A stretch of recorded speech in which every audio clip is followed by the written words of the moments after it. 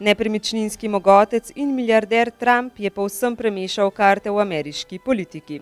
Četudi je bil brez političnih izkušenj, mu je pri 70 letih uspelo prepričati dovolj volivcev in elektorjev, da je postal novi predsednik Združenih držav Amerike. I've just received a call from Secretary Clinton.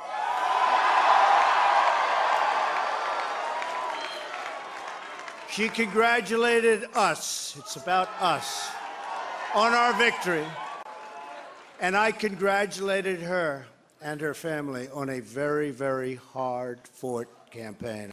Trump je v leto in pol trajajoči predvolilni kampanji požel veliko ogorčenja z izjavami o gradnji zidu na mehiško-ameriški meji in deportaciji priseljencev brez ustreznih dokumentov, o prepovedi vstopu muslimanov v ZDA in nasprotovanju priseljevanju beguncev iz Sirije.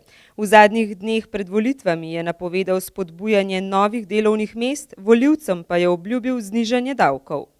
I say it is time for us to come together as one united people. It's time.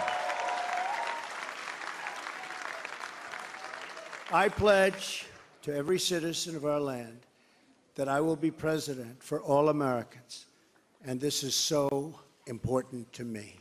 Trump, ki je že dobro desetletje poročen s Slovenko Melanijo, s katero imata sina Barrona, prejema čestitke z vsega sveta. Že jutri naj bi se srečal z dozdajšnjim predsednikom Barackom Obamo, kot novi predsednik Združenih držav Amerike pa bo prisegel 20. januarja.